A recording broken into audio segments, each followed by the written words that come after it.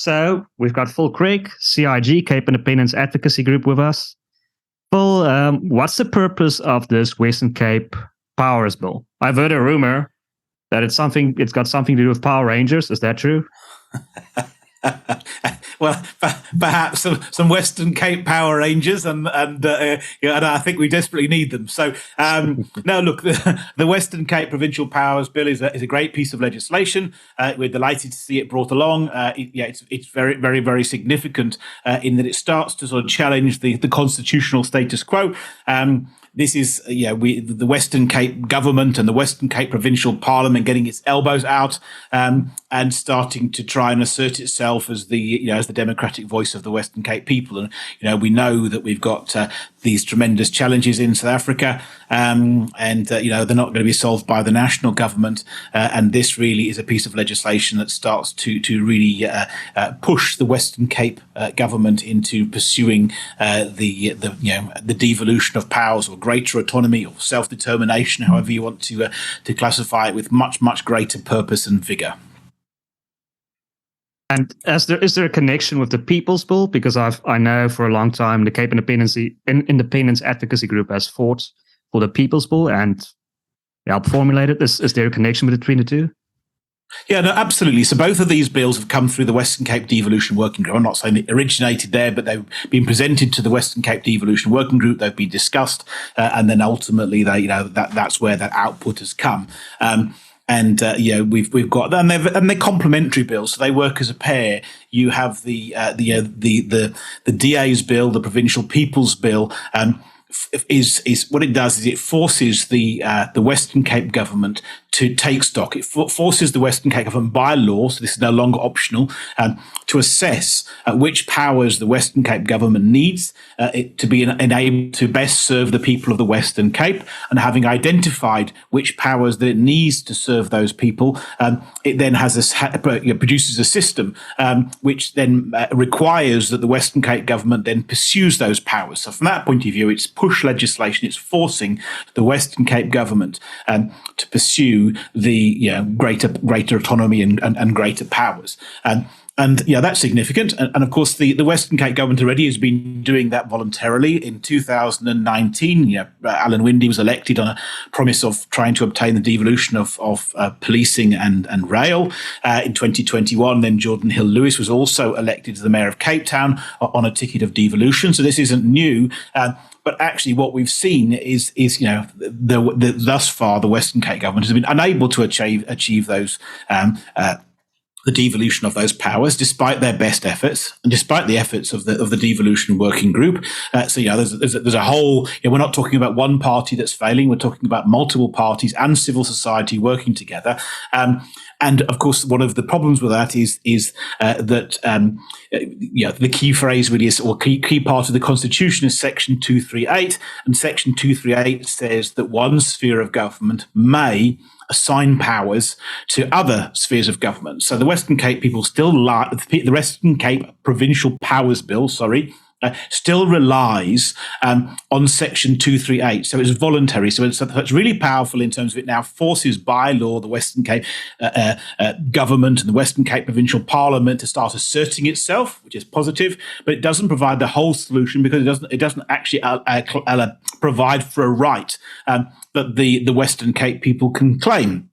And that's where the Western Cape People's Bill comes in. Now, the Western Cape People's Bill is the other side of that coin. And the Western Cape People's Bill claims or establishes affirms, really, because they're already existing. So, if we look at the first phrase of the Western Cape Constitution, it says, in humble submission to Almighty God, we, the people of the Western Cape, under international law, which is affirmed in the South African Constitution, all peoples have the right to self-determination, and clearly that includes the Western Cape people. So the Western Cape People's Bill affirms that the Western Cape people exist, and then it goes on to claim the right to self-determination for the Western Cape people, which is an undeniable and inalienable right, which means that South Africa is not entitled to deny the Western Cape people self-determination.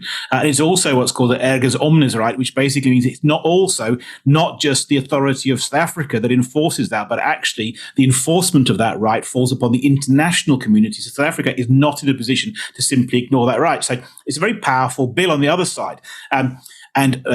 So therefore, once that bill has been passed, the Western Cape people will have self-determination.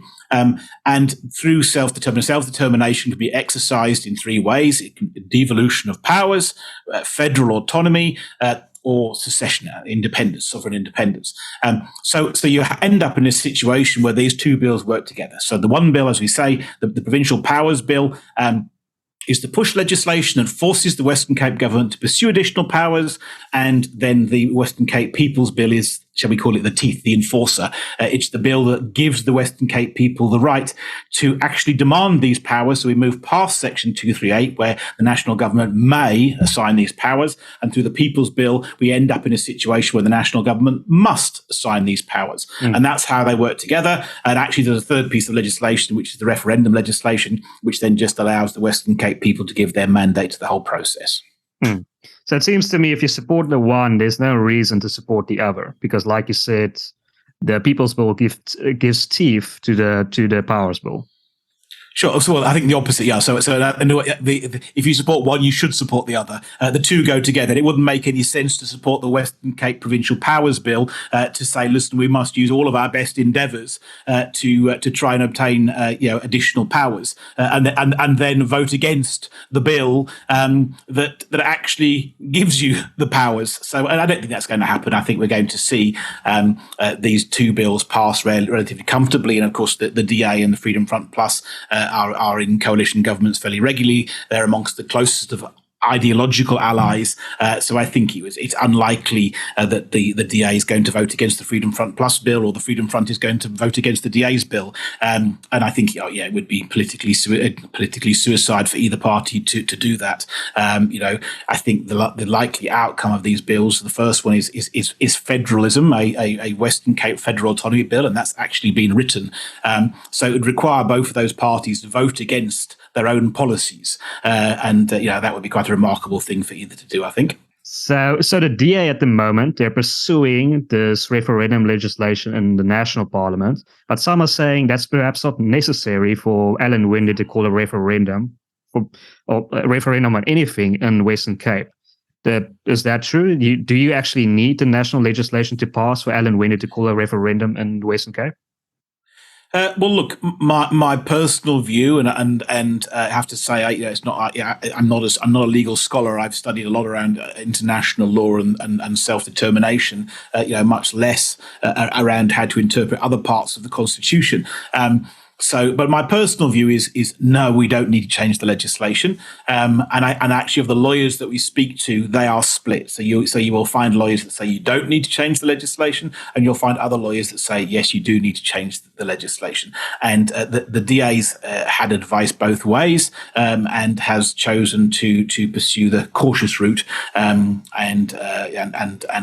seek the legislation to be changed. Look, so just for context of that, there's a constitutional right for premiers to call referendum. That's not in doubt. It's in both the South African National Constitution and the Western Cape Provincial Constitution. So it's absolutely clear that the premier has a right to call a referendum.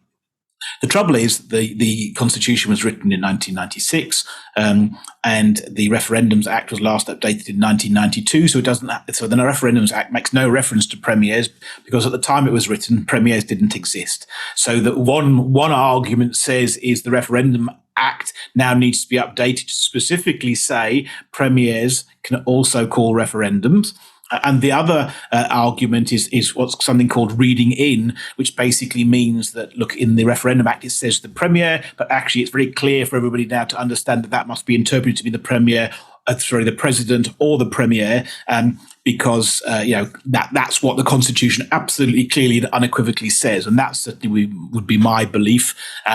But there we are. If you're going to pass legislation, it must be national. But I think probably the Premier can call it anyway. And I think actually there's a workaround. If the DA is really, really committed to calling referendums, there's a workaround, and the workaround is for the Premier to simply ask the President to call a referendum, because there's no doubting that the President has the right to call a referendum. So what stops Alan Windey just saying, President Ramaphosa, here in the Constitution, I have a right to call a referendum. There's a bit of a misunderstanding or there's some uncertainty around the Referendum Act, whether I can call it, but you clearly can. So I would like to exercise my right, and I'd like you to announce the referendum, and then the problem is solved. So I think where there's a will, there's a way. And Cape Forum, ironically, in any case, have launched an application now in the Constitutional Court to try and get clarity on this issue. So there's many roads leading to Rome on this particular issue. Interesting. But I think the DA's argument would probably be Ramaphosa is simply just going to refuse. He's not. If he asks Ramaphosa to call a referendum on Cape Independence, he's just going to say no. Well, I would dispute that. I think the DA just doesn't want to call a referendum on Cape Independence, because I think it knows that there's a high probability that it would lose. And whilst the DA supporters in the Western Cape, or DA voters in the Western Cape, are in favour of Cape Independence, the leadership team isn't. So I think it suits the DA all too well to be able to delay and to find reasons for not to hold a referendum on Cape Independence. And I think they'll stall as long as they possibly can. Frankly, we could easily see where that's the case. From my point of view, if Alan Windey publicly asks President Ramaphosa to hold a referendum on Cape Independence, and President Ramaphosa says no, then I think then Alan Windey's absolutely off the hook, and we accept he's done the best that he can, and we can hold President Ramaphosa accountable. If Windey isn't actually prepared to ask Ramaphosa in the first place, then that actually is more questionable. And we also have to look now and say, look, the DA.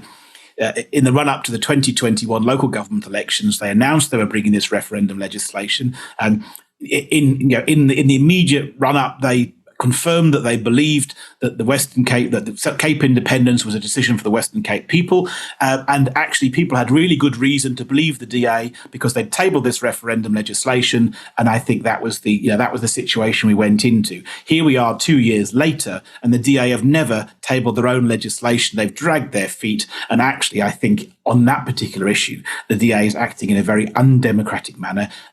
We have it on good understanding that they've done internal polling. They know that they probably would use a referendum on Cape Independence, and I think they're doing everything they possibly can to avoid calling one. And I think that actually, I've got a lot of time for the DA. I think they've done a fantastic job in the Western Cape, but I think that particular issue is very, very poor form and very undemocratic, and I think they should be ashamed of themselves. Oh, strong words. Phil, with these bills now, and you say it's highly likely they're going to get passed. For those who still want Cape Independence, does this mean it's no longer necessary? No, not at all. Not at all. Look, I think we got to understand that we've got a final solution. So in my mind, Cape Independence is the only viable long-term solution here. If we're going to build a first world country in on the southern tip of Africa, which is the dream of Cape Independence, a non-racial, let me emphasize, non-racial first world country for the benefit of everybody who lives here, then we need to have control of certain things, and that means we must control economic policy, we must have control of monetary policy, we must have control of our own court system. We must be able to levy our own taxes. We must be able to control our own borders. And we must be able to establish the constitutional values that are important to us. And we simply can't do that in any other system of government. Even with federalism, we for a large part we're going to be dictated to by the rest of South African voters who we know think fundamentally different to the way that we do. So I think Cape Independence is the long-term solution. But I think also we have to recognise that and we've seen this around the world in Quebec and Catalonia and Scotland. They're often this is the path that countries travel, and I think the important thing is that we're moving. What we have absolute agreement with in the Western Cape, the dominant parties of the Western Cape, about 60% of the provincial parliament, all believe that we must be taking power away from Pretoria and delivering it to the people of the Western Cape. And therefore, the most important thing is that we're moving in the right direction. So what I would say to Cape Independence supporters is, look, I would love to have Cape Independence today. Obviously, that's what we're pushing for. But boxing matches aren't always won in the first round. Sometimes they go to the 7th or the 8th. Let's move this thing forward. It's just important that we're moving in the right direction. And if we have to go through federalism to get to Cape Independence, that's fine. And I think there's a bit of a bluff here, actually. So federalism, in some ways, is going to sort out the men from the boys, because there's two questions. First of all, is like, how committed are the DA really to federalism, in so much as it's been their stated policy for 30 years, but have done nothing to achieve it? So that's the one question. Are they willing to do what it takes to get federalism? And that comes back to your earlier question. And then the second thing is, well, are the ANC going to grant federalism? Because people are talking about federalism, and I think it's a valid conversation and discussion to be had. But we need to really know whether federalism is actually an option to even consider, and what we'll find out in this process is that case, because I think if we pursue federalism, the Western Cape government, the DA, and they try to deliver federalism, then we can see whether it's actually an option or not. And if it's an option, then great. Then let's see where that leaves us. And if it's not an option, then we know the choices between Cape Independence and the status quo. And I don't think very many people want to hang around and experience the status quo. And it seems to me, based on what you're saying, is that words like self-determination, federalism, confederalism, Cape Independence, you can pretty much throw them in the same box. It's just a question of relativity. How far do you want to push it? And you're arguing that Cape Independence is really the federalism, all that, it's really perhaps not going to work, or the ANC is not going to give it to you. All roads eventually anyway lead to Cape Independence. Yeah, look, so self-determination, I think the best way to describe self-determination is that you can't be stuck as a passenger on somebody else's ship. Fundamentally, there's 7 million people in the Western Cape. There's 3.2 million voters. We've got our own region. We've got our own parliament. We've got our own government. And we have to be able to make decisions for ourselves. And if you end up in a situation, which is the situation we are in the Western Cape, where for 30 years, the majority of Western Cape voters have never got the government they voted for, so we're not getting the government we vote for. And then you have to say, well, look, are we really in charge of our own destiny here? And the answer obviously is not. We're not. We're consistently voting for different things from South Africa. And self-determination is simply the right that says, well, look, you're entitled to be in charge of your own destiny. And self-determination is a broad topic. So there are many ways you can exercise self-determination. So you can exercise self-determination in the form of devolution or autonomy. You want control of police, or you want control of rail, as the DA do, and that's the sort of the lightest form, if you like, of self-determination. But I mean, pretty well we've tried and failed in terms of that. Alan Winde was elected on that promise, said he would try and deliver a provincial police force and budget, and a safe rail system that ran on time, and he hasn't been able to do those. He has tried. So devolution's off the board. Then you come to federalism, which is now a much more formalized system. Now you acquire rights in the constitution, and the national government isn't allowing you to run your own police force. You have an absolute right, and they can't stop you running your own police force. I think that's the next step. And obviously, then beyond that, the ultimate measure of self-determination is sovereign independence, where you have your own country and you don't have to take anybody else's interests into account. You just serve your own people. But collectively, they're all self-determination, and we have to understand that the boundaries get blurred at times. Collectively, people who want self-determination, federalists and secessionists, need to work together to get power away from Pretoria, and we can argue at the final reckoning of where does that end up. And in many ways, that'll take care of itself anyway. Well, you mentioned railways. Is the devolution of railways, is that something Alan Winde actually wants? Isn't many of these companies like Transnet bankrupt? Do you want that power?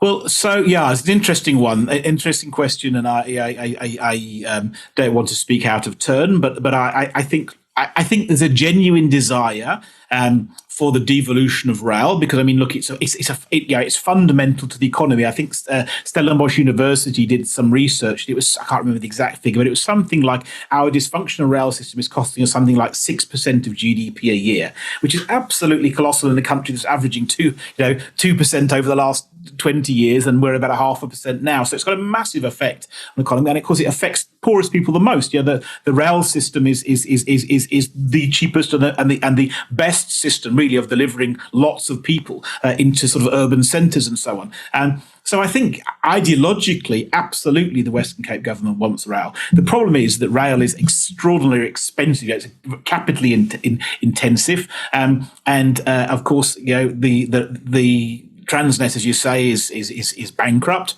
Not technically, not officially, but technically. And we have people living on the lines, and a lot of the lines aren't running. Passenger numbers are down 95%.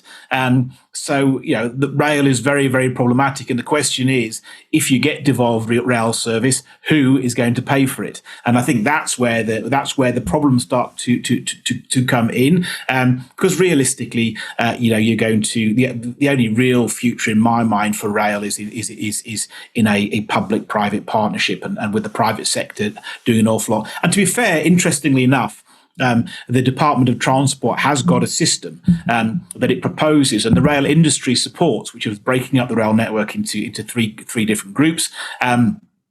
So I think there is a solution there, and it's Transnet who are holding that back at the moment. So I think there is some hope for rail, but it's going to take some work. Well, if Helen Zille were to say to you she would give you Cape Independence in exchange that you have an affair with her, would you do it?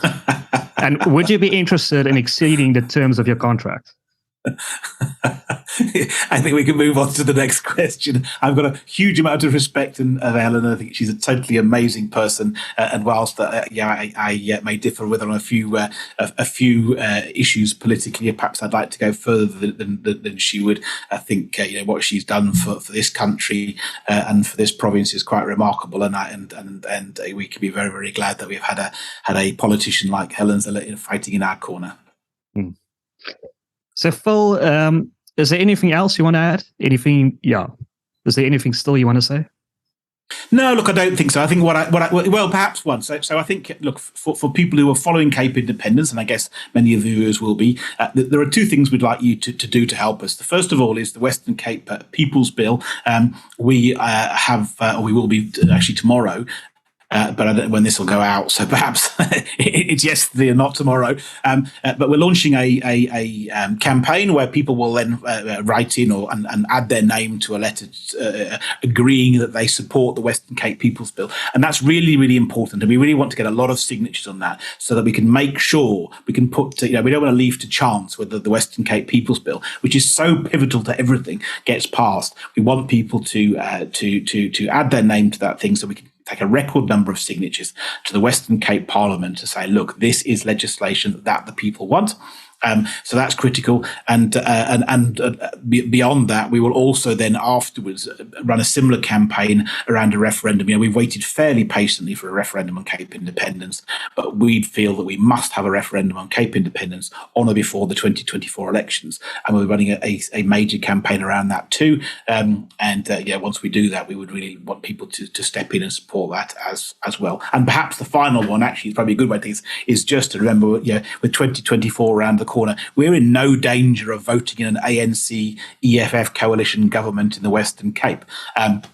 So that whole doomsday scenario is going to be foisted upon us regardless of what we vote. And I think for people that want Cape Independence, 2024 is going to be an election where you're going to have to vote for Cape Independence if you want it. 2029 is going to be too late. So if you want Cape Independence, you're going to have to vote for it in 2024.